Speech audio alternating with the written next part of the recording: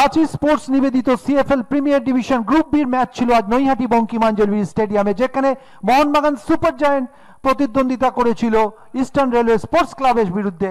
আমরা তাই সেই ম্যাচের বেশ কিছু খণ্ডচিত্র দেখে নিই, যেখানে প্রথম দিকে মোহনবাগানের এই দুটো আক্রমণ, যেখান থেকে গোল আসতে পারত কিন্তু গোল আসেনি। টাইসনের শট বাইরে চলে যায় এবং এই সময় মোহনবাগানকে খুবই বিপজ্জনক লেগেছে।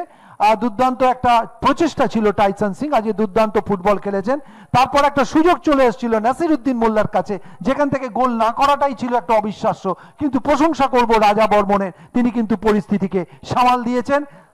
তারপর সেই আর একটা সুযোগ যেটা জয়ন্ত হাত লাগিয়েছিল,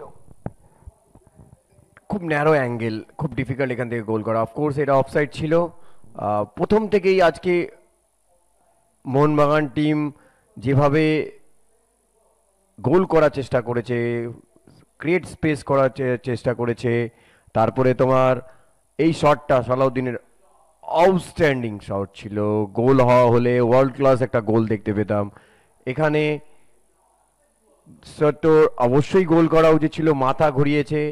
এখানে ফার্স্ট টাইম গোল করলে আরও ভালো লাগতো গোলটা দেখতে, কিন্তু যাই হোক লাকি যে বলটা ঠিকভাবে ক্লিয়ার হয়নি। ভালো সেভ জয়ন্ত, দেন ওখানেই কিন্তু ডিফ্লেক্ট হয়ে বলটা এর পায়ে পড়ে, ফরদিনের পায়ে পড়ে, গোল করে ফরদিন ফার্স্ট গোল। এখানটা সালাউদ্দিন আরও ভালোভাবে পুশ করা উচিত ছিল। এই জায়গাটা ভালো শট ছিল ফরদিন স্পেস পেলেই কিন্তু ডেঞ্জার। এখানে আরও ভালো বেটার করা উচিত ছিল, অ্যাটলিস্ট টার্গেটে রাখা উচিত ছিল। এখানটা রবি বর্মন, এই জায়গাটা তোমার প্রধান যেভাবে গেছে রাইট ব্যাক থেকে, রবি প্রধান একটা থ্রাস ছিল সারাক্ষণ ফার্স্ট হাফে। একটা সেট পিস ছিল যেটা কিন্তু গোলে কনভার্ট হয়নি।